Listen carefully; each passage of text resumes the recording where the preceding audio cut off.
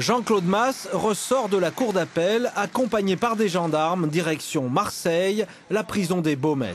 Quelques minutes plus tôt, la chambre de l'instruction examinait sa demande de mise en liberté.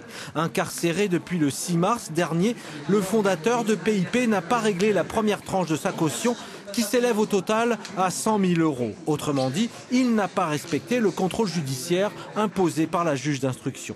Le parquet général a requis son maintien en détention. L'un des avocats des nombreuses plaignantes reprend les arguments de l'accusation. L'ex-patron de PIP a organisé son insolvabilité en vidant ses comptes pour remplir ceux de ses proches. Si aujourd'hui M. Masse ne peut pas payer cette consignation, c'est uniquement de son fait, c'est parce qu'il s'est dépouillé de tous ses biens au profit de tous ses proches, alors qu'il a touché plus de 1 million d'euros depuis les 5 dernières années, et que la véritable motivation pour laquelle il ne veut pas payer, c'est qu'il préfère rester en détention plutôt que de donner 1 centime aux victimes.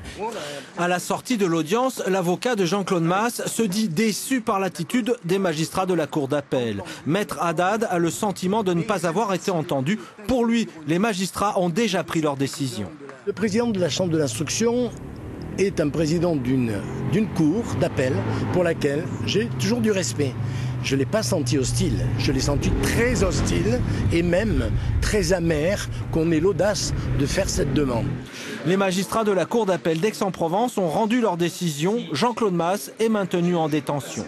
Dès demain, l'entrepreneur dépose une demande de modification de son contrôle judiciaire pour espérer sortir de prison. À l'audience, l'avocat du fondateur de PIP a brandi un chèque de 20 000 € pour démontrer la bonne foi de son client.